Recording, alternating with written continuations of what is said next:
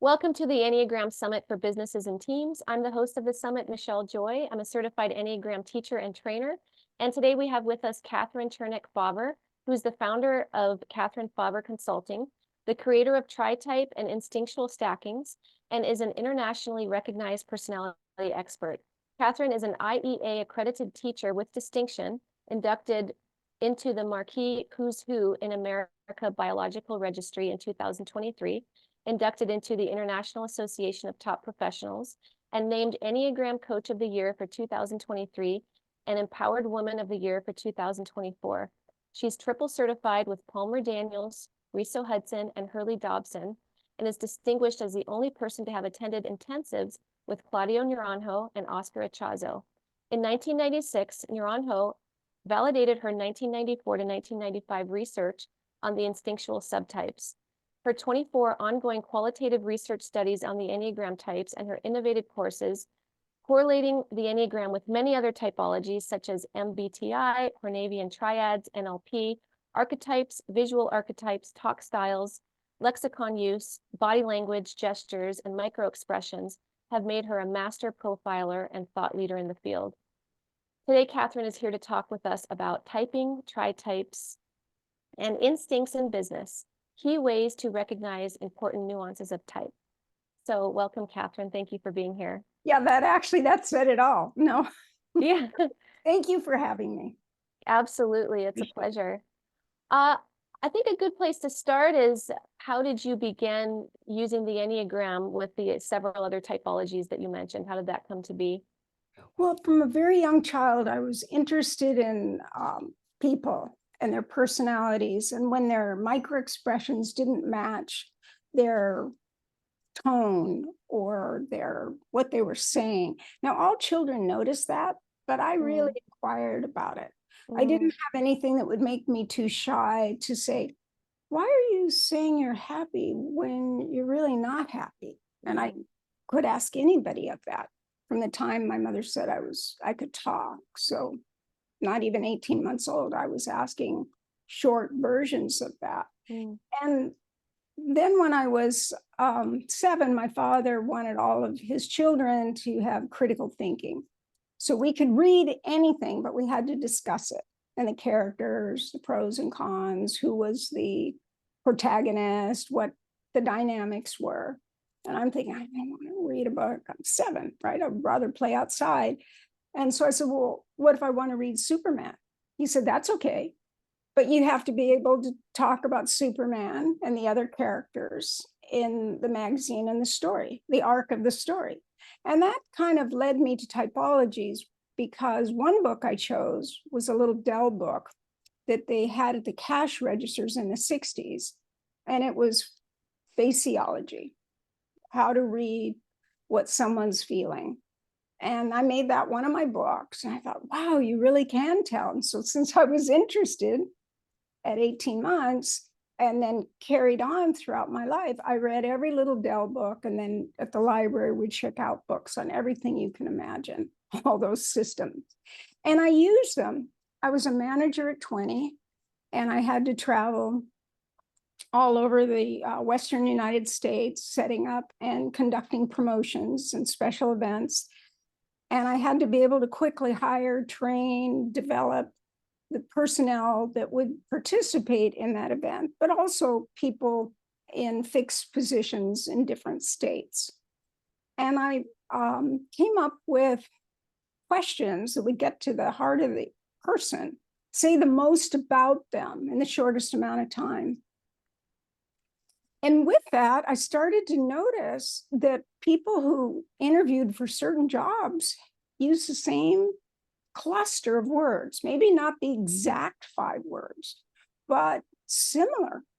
And I found it really intriguing. So I went from there to having everyone from shipping and receiving, the division managers, the store managers, the people at the counters, the people in display, the people in every department, fill out that questionnaire. I said, your personality needs to be represented. I need your help. So I got about 1,000 people. And then I use that as a template to understand people better. I was teaching Myers-Briggs and other typologies. I'd learned micro expressions when my son was born in 1976. So I just started putting it together, and it was very helpful. Mhm. But when I found the Enneagram, it was the one system that could hold all others. So if we begin with the Enneagram and then look at these other typologies, they add variables. But the Enneagram, but the Enneagram was most important because it defines the motivation, the idealized image, the core fears, and the defense strategies people use. And I quickly learned that was a source of a lot of mistyping, that we would type ourselves based on how we felt or our identity of ourselves, but it might not be our idealized image and not know it. But the idealized image is trying to manage the core fear. And the defense strategy is taking over and asserting to protect the core fears in that idealized image. So if someone, for example, had the idealized image of a type, but they didn't have the corresponding core fears or the corresponding defense strategy, it either wasn't in their tritype or it was in third position, and there was something more that needed to be learned. So I started using that because it's easier to type with that than it is with trying to understand passion, fixations, and convictions, because they were added later to the Enneagram and they weren't, let me put it this way, it's not easy for people to understand them when they first come to the system, but people can pretty quickly figure out their idealized images and their core fears, or at least some of them.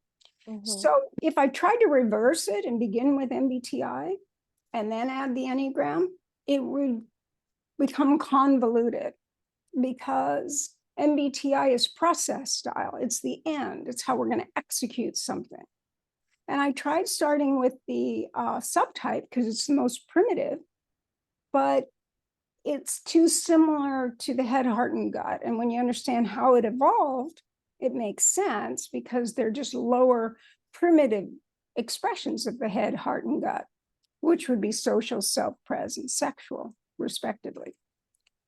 So obviously, typologies are critically important to help us understand, especially nonverbal communication. But the lexicon that I got when I was an executive in the fashion industry enabled me to really see things between the expression and what they said and their body language. I could pretty much take a guess and hit the top two of their types, but not without thousands of people. Obviously, I've interviewed over 200,000 people, so that's in my template too. Yeah. It's really interesting how you were kind of born that way, seemingly. As a little toddler, you were already noticing and curious, your attention was going there, and then it just stayed throughout your life. And you've actually conducted a lot of research with all your interviews and all the people that you've sat with. One of this you contributed a lot to the field of the Enneagram, but one of the significant ways you've contributed is your work in tritypes. And I know when I discovered my tritype, it was a real huge epiphany, kind of coloring my main type. Some people are not familiar with tritypes. And so could you just give an overview as to what tritypes are? Oh, yeah. Tritype is just an extension. A tritype is a 27-point system of 3 by 3 by 3, where the Enneagram is a 9-point system, which is 3 by 3, which equals 9. But they're both divisible by 3. So think of like subtypes. Tritype is just a variation, only it starts with the Enneagram symbol itself, that we have the head types, the heart types, and the gut types, and that you have a dominant type in each center. You actually stack all 9 types, but you stack the 3 in the head, the 3 in the heart, and the 3 in the gut. And then you take the 3 dominant ones, and then you rank those. And I find people type so much more accurately. It's unbelievable. I tried every approach, and the brain just prefers to choose from 3s rather than trying to take 9 variables because they're afraid they'll make a mistake and so they won't commit, especially our beloved 6s and 9s. They just don't, and they're not meant to. They're culturally meant to help us think things through longer. But it really helps when someone does know their type or when the manager knows. Now, I didn't know the Enneagram until 1985, but I knew their whether they were introverted, extroversion, whether they were sensing or intuitive, whether they were thinking or feeling, whether they liked things open-ended, perceiving, or closed up and finished. But the Enneagram was fabulous, but it lacked the veracity of details, what was needed to have clarity, because there were lurking variables, I called them, why there could be people of the same type and such important distinctions. So I thought it was the subtypes. Little was known about the subtypes when I began my research in 1994. We hadn't even had the first conference that wasn't even the IEA, but it was a very big conference, and it brought all the different schools of thought together, except Echazo and Naranjo, but all the other teachings. And I saw it as a great opportunity to continue my research. I had 500 people initially, 400 who knew the Enneagram, and 100 who would never know it, would not want to know it. And I just got them from everywhere I could and said, come on, you guys, you help me with this other one. You got to help me with this too. I need your personality represented. So somehow I convinced everyone to do it. So then I thought, okay, I have these 500 people. It's meaningful, but there's too many variables. I need more data. And so at that conference, people were really willing to share, and it was open-ended. That's what made it hard for them. It wasn't a yes, no, or an either or. It was come up with 5 words you'd use to describe yourself to a total stranger. And what I found when I pursued that with a process I called in-depth inquiry is that I could fool the superego, and the person would end up saying, oh, they're little mini egos and concerns. Especially when I said, tell me the crazy idea if that didn't happen, that this idealized image of the self. And they go, oh, well, I'll get over it. Can you imagine? You can't get over it. And just keep going until the defense strategy gives way and answers. And by the defense strategy, I'm saying the idealized control over the defense strategy. And eventually it says, well, I would die. One person might say it. And another might say, well, I wouldn't be remembered. I'd be unimportant, or I would be inadequate. And what happens to people that are inadequate? They have no value. And what if you have no value? Then I wouldn't exist. Or someone else might say, well, I wouldn't exist in a meaningful way. And so each instinct answered differently, each type answered differently. And then I noticed that the questionnaire I gave them were these idealized images and core fears organized by centers. And I called it the Enneagram type sorter. And I gave that to everybody. But it was broken up into the centers, but they still were to rank all 9 numbers. And I was, with that first 500 people, I was really struck by the fact that everybody had a type in each of those clusters. Now, they didn't know the types. They didn't know anything about the core fears or idealized images of these types because I was new to the Enneagram. Well, when I started using it, by 94, I'd been around 9 years. But comparatively speaking, there were many people who had never seen it. And I thought, what are the odds of that? And I was talking to Rusty, and he said it's pretty statistically significant because they could have chosen any 3. They could have chosen 3 from one center. They didn't know they were centers, especially the 100 new people. They didn't have a clue. Now, some people wanted to have 4 answers. They turned out later to be the 6s and 9s. And the 9s because they could be more things, and the 6s because they couldn't take the whole type. They could be this and this, but not that. And they hold the position of opposition all head types. And that's why they point out what they're not. And 9s say, well, I can do that too. Sometimes I do that. And they're holding the position of the all. So then when I went deeper on all their adjectives, it affirmed nuances that total strangers to them had said as well. And this was true with international people. Now, it was all done in English, and many people had English as a second language, but they still chose the English words that they related to. And then I had created collages from the results, and I made them in little 8x10 pictures, and then I'd have people do the same sorting process. And then I thought, wow, people are using 3 types. And when the issue came up that we were going deeper on, if it was a heart issue, they answered like the heart type they chose. If it was a mental decision they had to make and they were confused and they had to pros and cons, it would be their head type. And if it was a kind of a conviction, an impulsive reaction, it'd be their gut type. So I said, okay, that's good. That's good to know. And that could sort variables too. We could all have the same lead type, but have a different heart or head type. So I might be similar to all 8s that are gut types in the core values and issues of 8. But if it's an issue of the heart, I'm going to bear witness to people like a 4. And not like my line to 2. I'm not going to think of the chicken soup, or I mean, if you're in my presence and you're not doing well, I'll give you what you need. You need some water, whatever, but it's not what I do. Instead, I'll bear witness and align with the person the way the 4 does.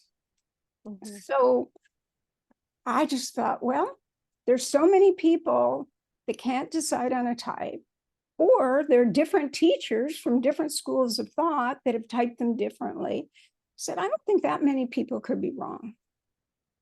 And then I found out so consistently that not only do we have 3 types, they're in a stacking order, and we don't have just one instinct.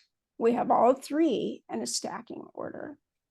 And as was mentioned, Naranjo validated my research and was willing to teach it to the course that I was attending in 1996 with my book, because I'd given it to him the night before, and he felt it validated his theory, hypothesis of the subtypes, and so included it.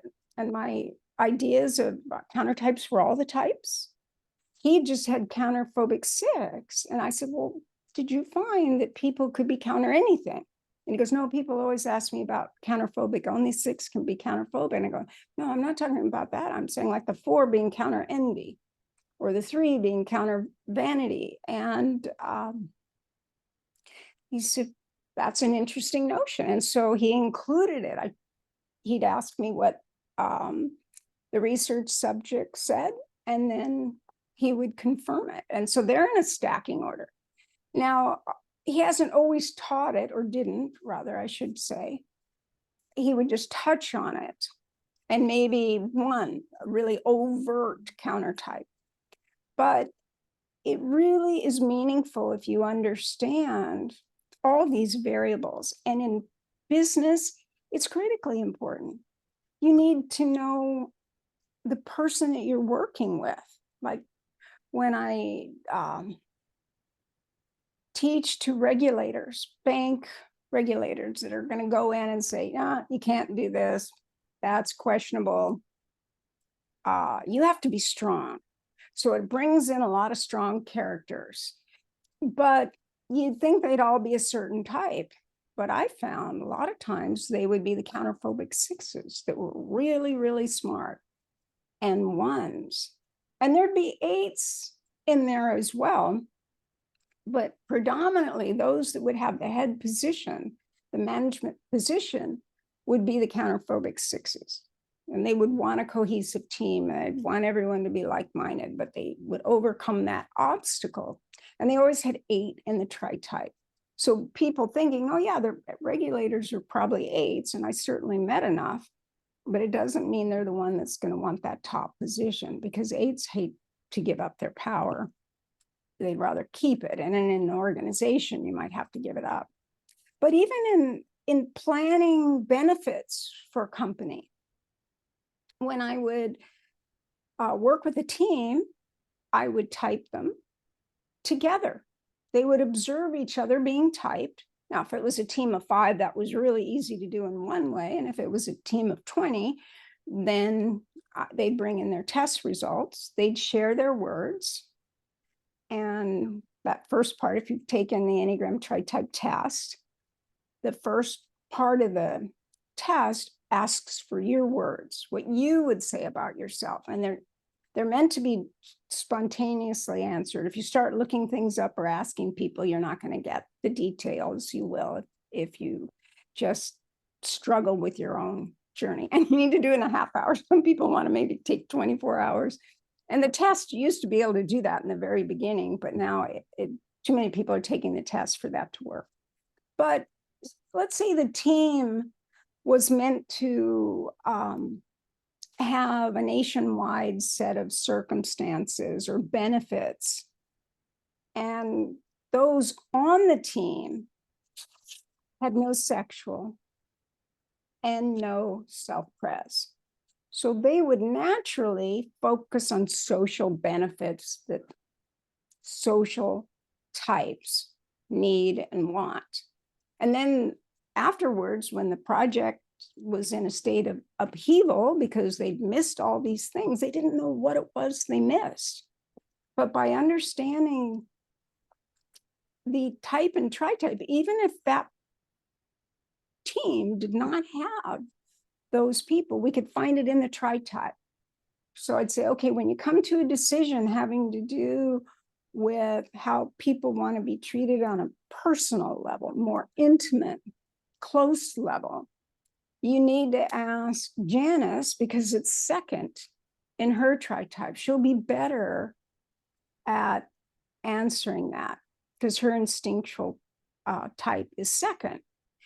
Or if I said, okay, you all lead with self-pres, but you're going to have a different idea of what self-pres means to you. So in the beginning, you want to define what it means to you. One person will worry about physical resources, another person will worry about their body, and someone else might just worry about having the freedom and the pleasures that they want and protections.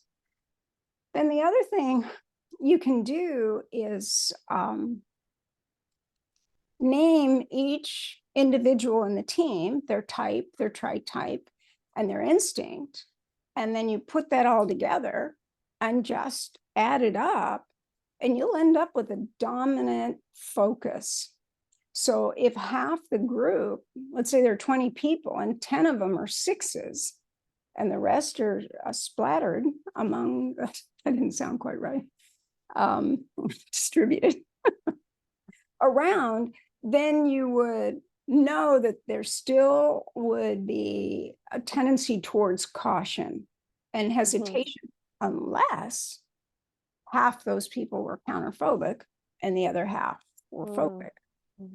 And then there's also the freeze, the person that, you know, there's fight, flight, and freeze. So there are 6s that just, it depends on the situation, and hesitate. So you can really predict the ways in which the team will be cohesive, where they'll struggle. And a lot of opportunities arose for me to teach at the Federal Reserve for many years, and in all departments. So the people that repaired the building, Team 5, all the different roles you could have at the Federal Reserve had worked with me. And so I had built up enough people that I could do panels.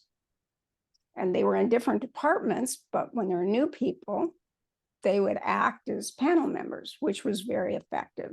But then the other thing that occurred is other divisions just wanted advice on typing their team and telling the person in charge, the leader, how their own type would complement and be difficult for the team, and to do that with each person. And it's extraordinary because it doesn't seem personal then. It's before you've gotten into conflict. You realize, oh, okay, my type is going to always want, as the 874, I'm always going to want to be moving towards a more interesting future.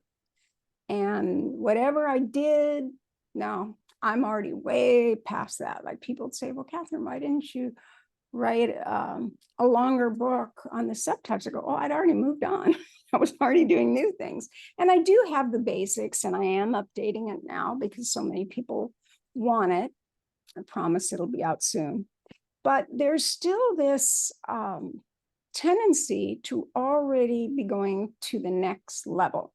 So if I'm in a position where I need to be regimented, I'm not that guy, because it's just tedium. My gift becomes like a disability. Like, wait, did I count 6 or 7? Wait, let me set up a new system here. Whereas if it's feel the pattern, sense the pattern, and then name the pattern, then my abilities exceed most. So I'm like that idiot savant where I transpose numbers and lines when I'm reading, so I have to go back and read it again for comprehension. But on the other hand, if I've seen a pattern, and like I can, even now, I can look at those first questionnaires, see the name on it, the year, and what their adjectives were, and then people I've worked with. I have this sensate memory or impressions from people that I've worked with. And a lot of 4s have that, and a lot of 4-8 combinations have that. But anyone could potentially have it. But in my case, it's a benefit that I do remember. Even 30 years later, I have clients from 30 years ago where I might not remember that their aunt's name was Dora, but I'll remember the dilemma they faced and what we discussed. And people are astounded. It's just like it's a permanent recorded memory for me. So that's why I can remember all the different teams I've worked with.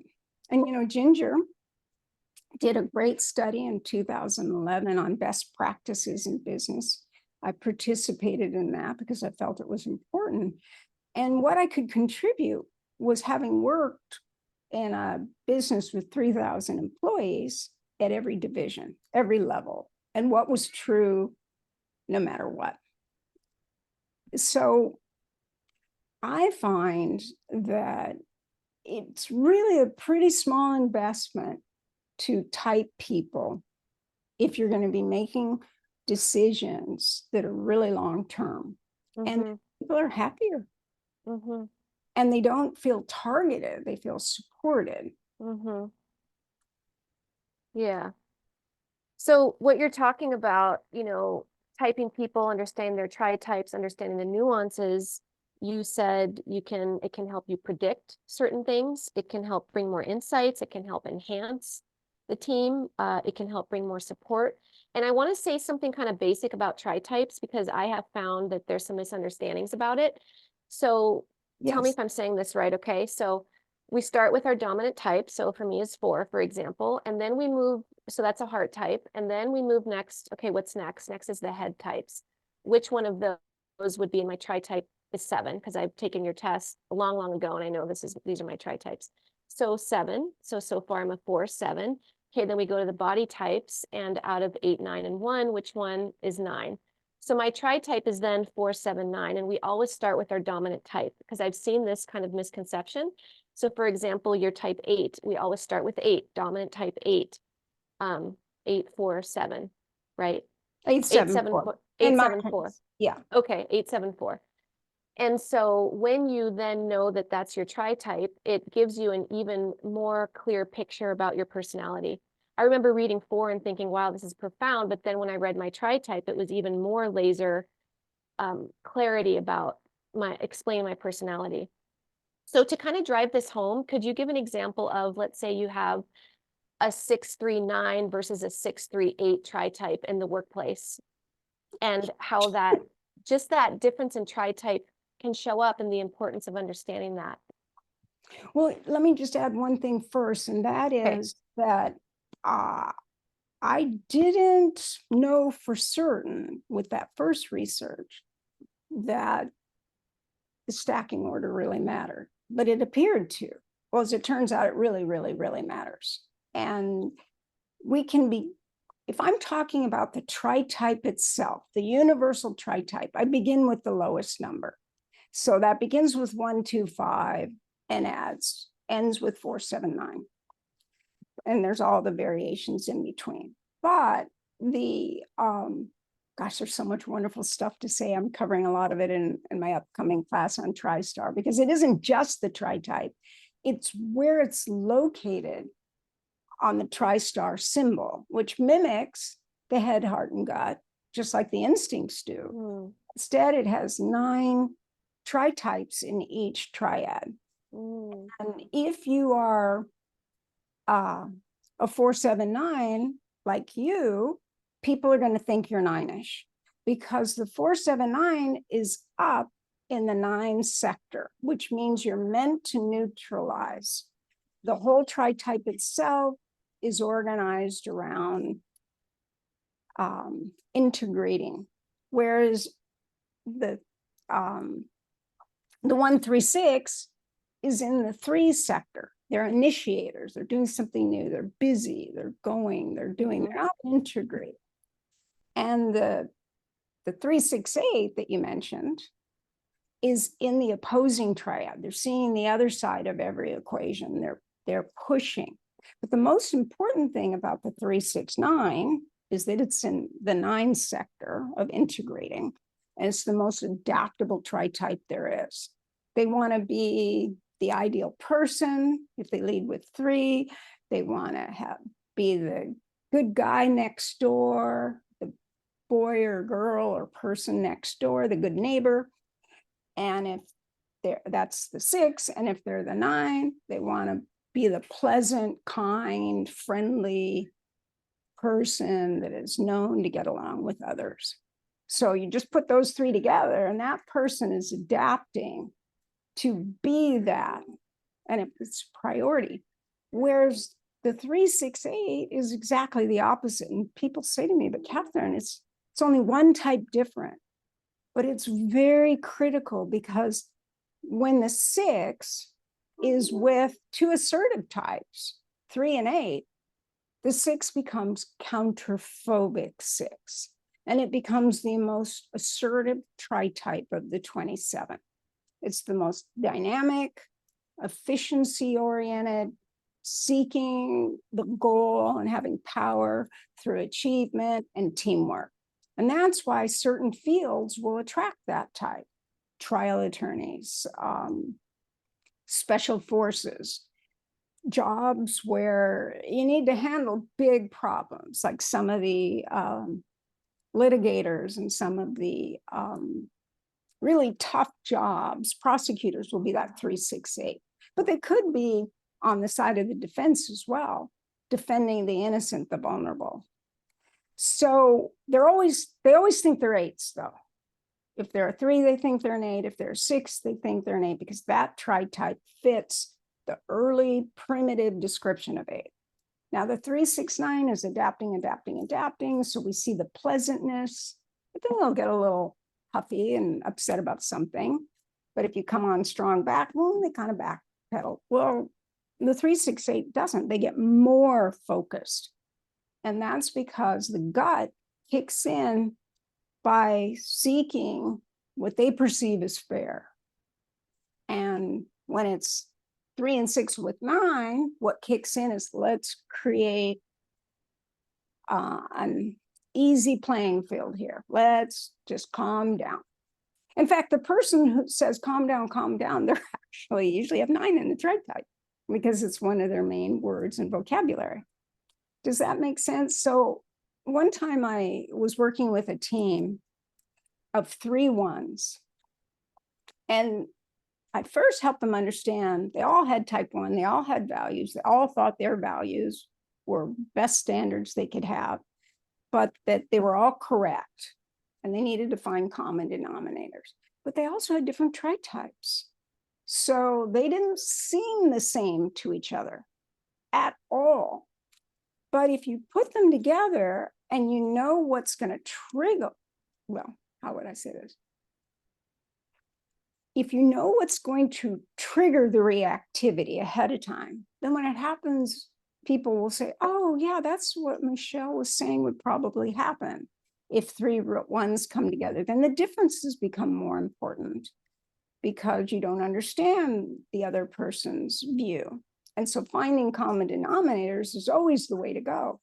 But then also, when is the head engaged versus the heart? Now, before I knew typologies, I did know think, feel, act.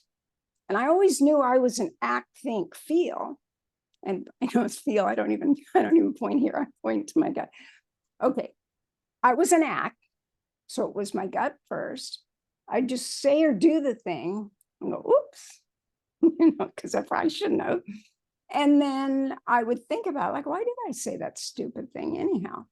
And then I would think, oh, that's why that person was upset. It hurt their feelings. I didn't mean it that way. I was just making a joke. Whatever the case may be, it's how we reflect. And so even coaching or managing people, you need to be able to tell them, okay, you seem to jump in first, then think, and then think about your feelings. If you think about your feelings, how would you do this differently?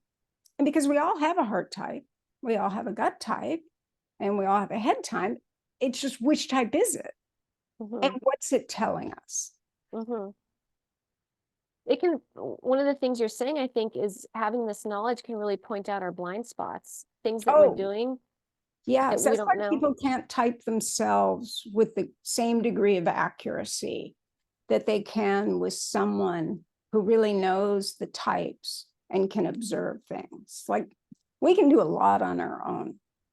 But when the Enneagram was originally taught, no one typed themselves. That didn't start happening until probably about the 90s, maybe, but not certainly not in the 80s and not in the beginning of the 90s at all. Their teacher would help them. People would be involved in that typing process, but they needed the guidance of someone saying, well, I notice you're using the word "it depends" all the time. What does that mean to you?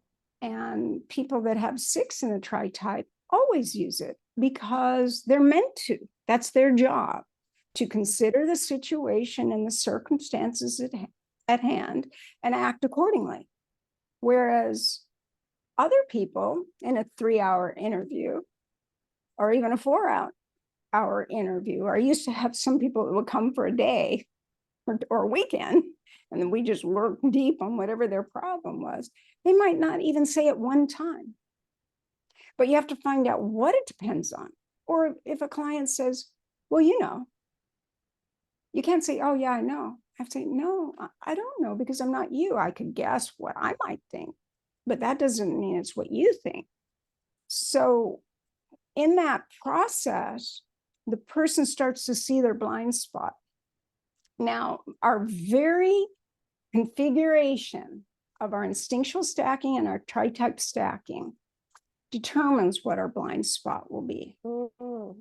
It names it because the idealized images of those 3 types in both systems, the instincts and the types, reveal what I'm going to not consider as important. So like if I had a boss that was a 1-3-6, and I did, and she was by the book, rules, and I took over, she didn't get to choose me. I was placed in an account and she'd already promised the job to someone else. And so she had to do it. And then I was doing all these things that weren't done, but I had been professionally trained, so I knew how to do it and what to do. And she said, well, why are you doing that? I go, so that's the only way the person's going to know what the right color is, or if the texture's right for them. And we're going back many, many years. And I said, is there a rule against it? Because I already knew she liked rules, because I had worn some jeans that said they were corduroy, and they were the designer line at Levi, but it had the little Levi tag.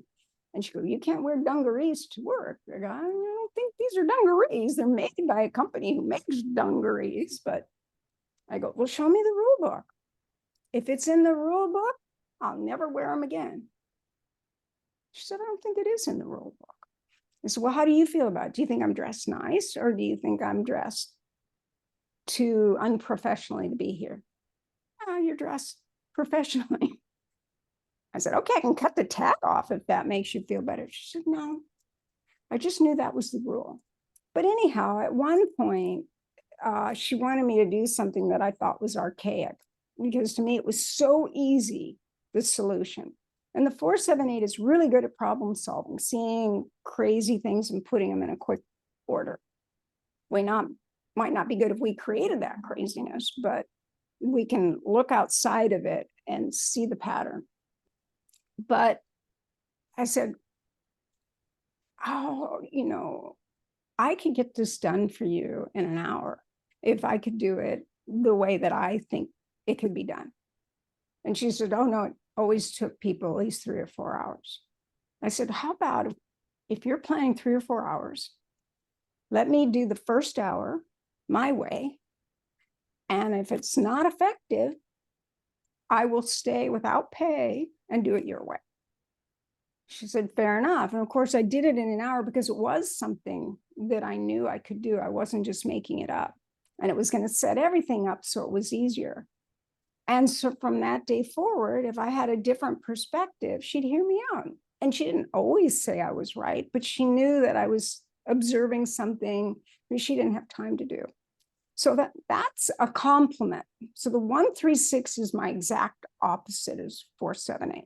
So the 478 is seeing all the new, the novel, the changing, the future. In fact, if you lead with 7 with my tritype, you're the quintessential 7. Especially if it's sexual, social self-press. That person epitomizes the magical 7. But she was kind of the social 136, my opposite. I have social in 3rd position. And yet, together, her willingness to want a system that worked and my desire to just get the tedium over with, we ended up with a really good system that she ended up using for the entire department, and then presented it to an entire chain of stores, and they all switched over to it. But I was just doing it out of convenience, because 478s are the kings and queens of convenience. We don't want to do anything we don't want to do, and there's a way to not do it because we have something more effective, if that makes sense. But each type has a gift like that, and each type has a blind spot. So in the beginning, with my first review, she said, well, Katherine, you do a really good job. Your numbers are really high. Everybody likes you, but I think you just need to be more cooperative. And I go, what? Cooperative? I feel like I'm turning myself into a pretzel being cooperative. I'm doing things I'd never do like this. And I'm cooperating and doing it your way. And she said, you are? I said, yes. I would do this differently, this differently, this differently, this. Do I get credit for that? And she said, I suppose you should. But that's the way we seem to the 136. They think we haven't thought it through because we're getting to this same position from a different placement on the symbol, so to speak. Mm-hmm. And as we're both in the 3 sector, believe it or not, the 136 and the 478. And when you see the image, it'll make much more sense to you. It's on my website if you want to see it, and you can see where the tritypes are at katherinefauvre.com. But as a result, it made sense that she and I both wanted to initiate the best system, but that she wanted to do it through a methodical analysis and due diligence, whereas I was basing it on experience I already had. And I did have a number of years of experience organizing a stockroom, so it wasn't that big a deal. But I also learned what was universal that made it so other people could work well with the system. And as a result, we were perfect complements to each other. But when we first meet the Tritype that's the exact opposite from us, there'll be something in common. So she and I were both starters, and initiated action to resolve a problem. And yet the one naturally is that. So she would really want to set up a good system. And the 8 is finishing the process. Like the Enneagram actually begins and ends with type 9. Type 9 is really just the system itself holding it. The first move out of type 9 is to the 1.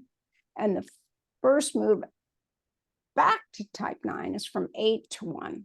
So the first number is 1, and the last number has to be thought of as 8 because 9 is where it's back into full integration. And that really shows up with the Enneagram of process as well. And understanding that is significant, so helpful to people in business.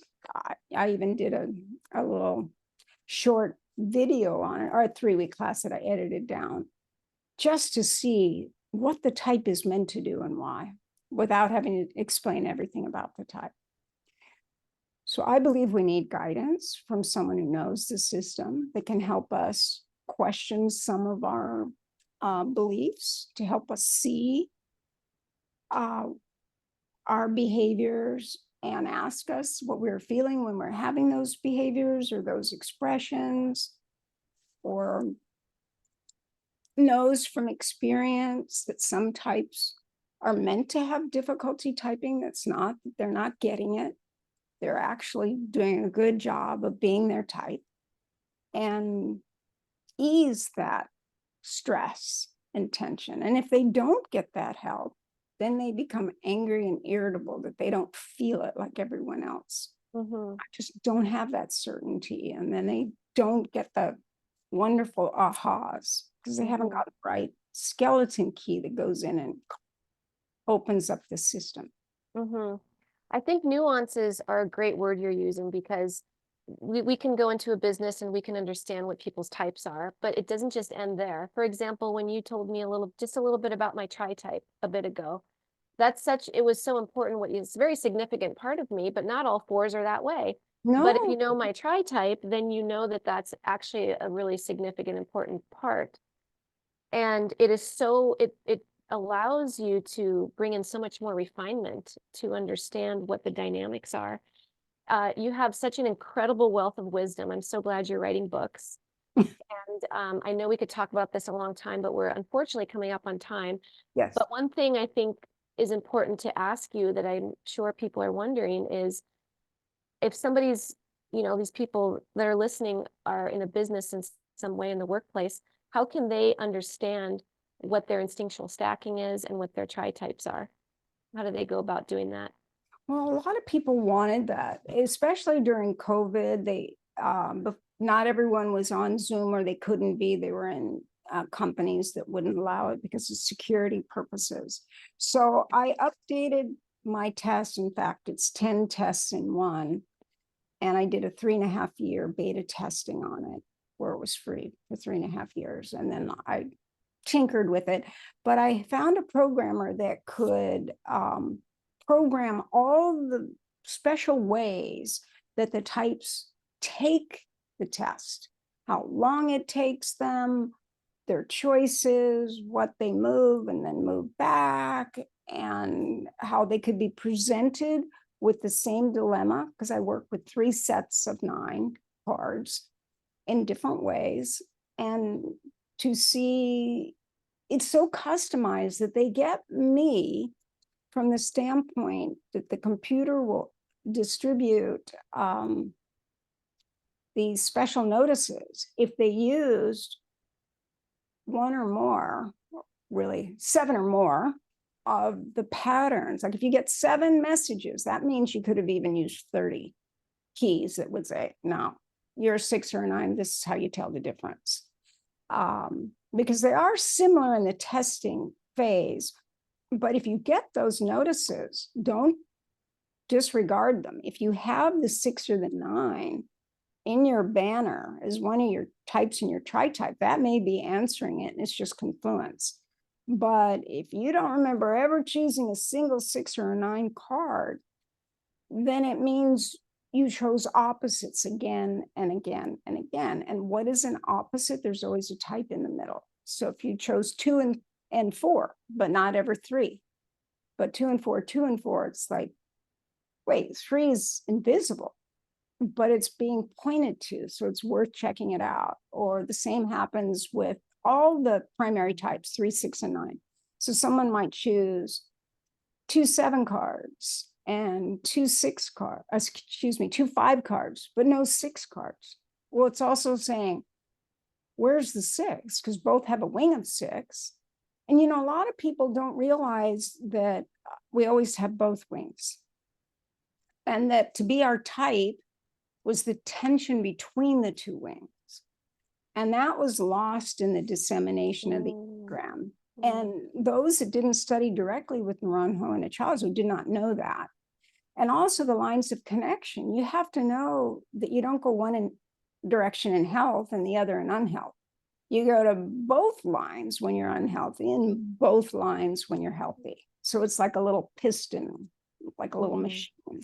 That's what's more important is to know how you're thinking and feeling and what you sense about a situation. So I think that if you trust that if those messages are there, that you just need to rethink whether you have 3, 6, or 9 in a tritype and go back to the way you felt most of your life, most of the time, not who you could be, should be, want to be, or have learned to be, or need to be.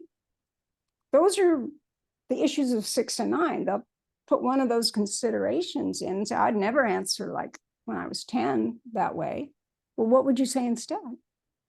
And believe it or not, even though we don't have an expanded vocabulary at 5 or 10, we come up with a 10-year-old version of it that we'll see at 15, 20, 25, 30, 35, 40, and on. Now, I don't just think people are entitled to my opinion, because when you're an 8 that had an 8 father and an aunt who was an 8, both social 8, who said, yeah, you need to just tell people your mind.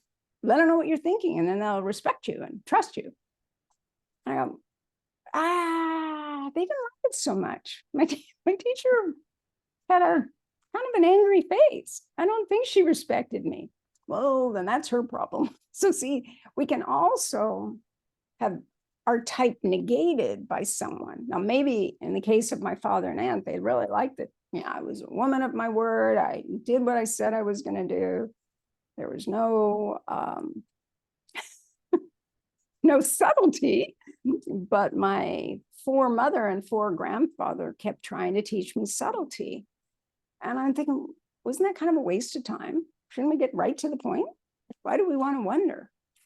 And it's just, that's what it's like working with other people or being married to people or our children. And that if we understand those nuances, it's liberating. It's truly liberating. And if the tests are only as good as the person taking the test. But if someone really does it, clearing out all the ways they think they should be, or any traumas that they had, a lot of times people say, well, because of my trauma, I'm like this or that. Enneagram type doesn't change with trauma. How we feel about the trauma is what changes, but we don't change type. So a wounded 8 is maybe going to be more defensive, and maybe a wounded 5 will be more avoidant.